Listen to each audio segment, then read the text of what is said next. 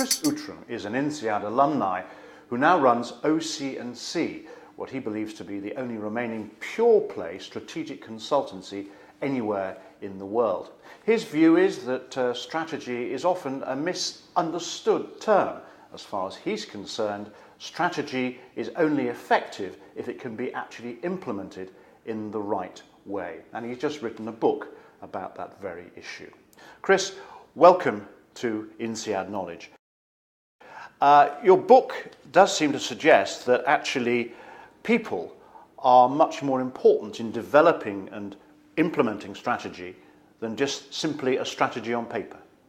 Strategy, if you can't implement it, is kind of a useless concept. And if you think about implementation of strategy, you've only got two resources to deal with, money and people. Money's pretty straightforward. You either got it, you haven't got it. It's either expensive or not expensive.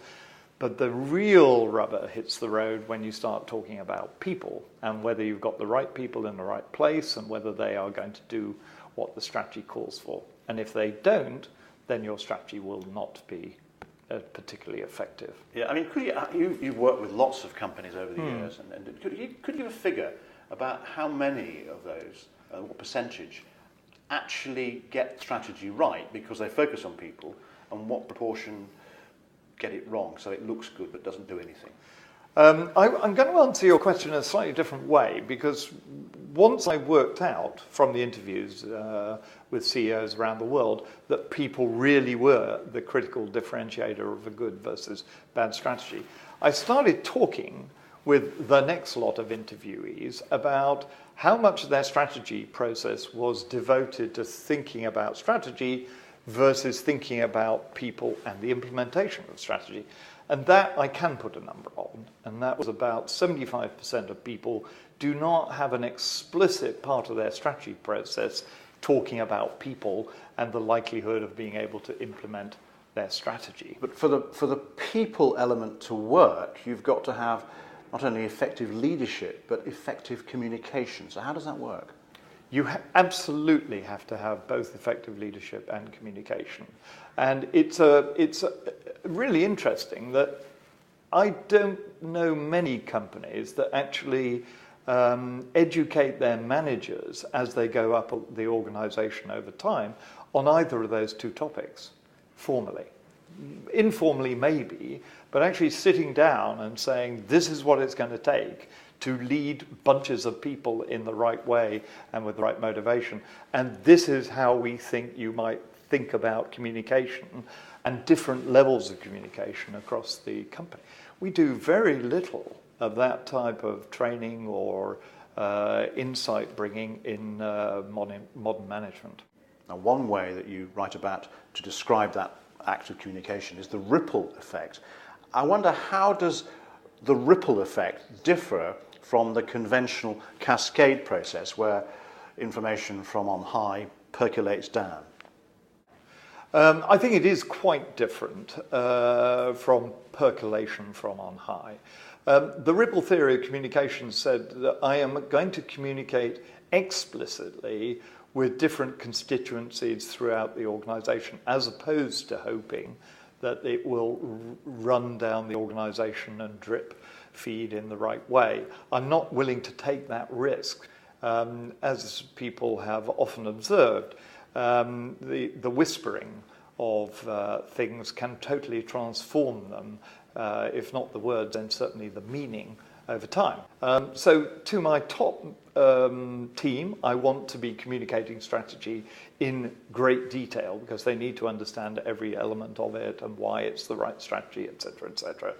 To management generally, I need to explain to them reasonably succinctly what the strategy is, but much more I need to spend time talking to them about how they will impact strategy and what they can do to make it either more effective or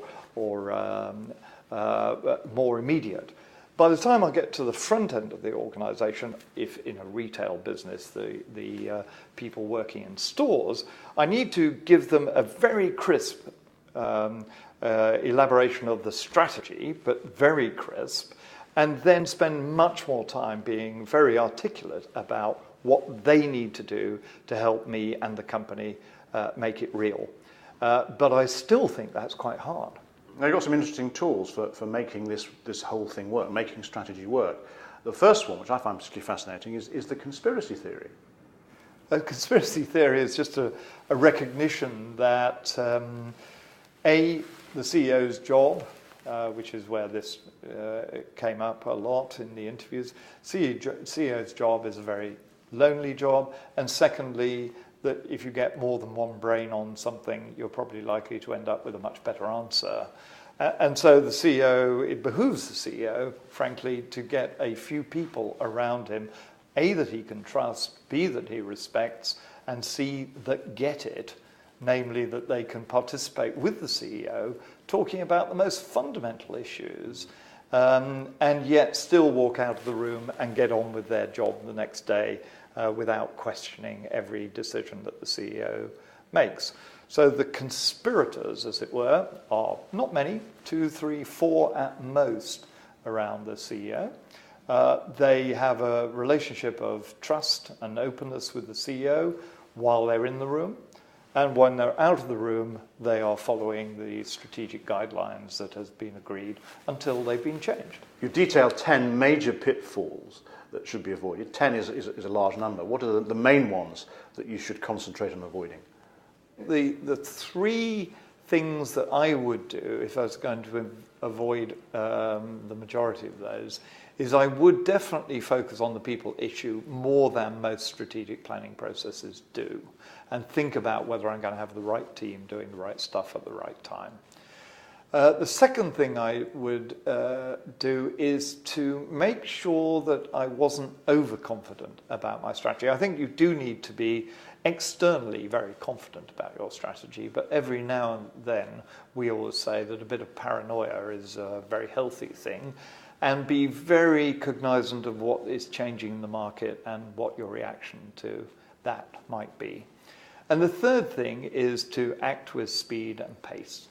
That when change is required, do it quickly, get there first, and try and outrun your competition. Of course, you learnt your basics about strategy at INSEAD.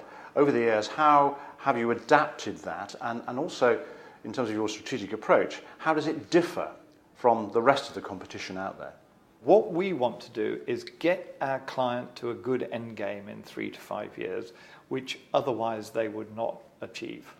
And that requires fundamental thinking, it requires objectivity, it requires challenge, it requires creativity, as well as really good analysis. But in terms of how we do it versus how our immediate competitors do it, we have to have a differentiation because we're the new guys on the block. We're the insurgents. And actually, we act like insurgents. If you go to our website, they are quite colourful. The website are pictorially interesting and a little bit quirky. Now, we're not quirky in the sense of trivial, but we do tend to be more fundamental in our thinking. We want to go back to basics and say, what is the force of gravity here, and can we defy it or not?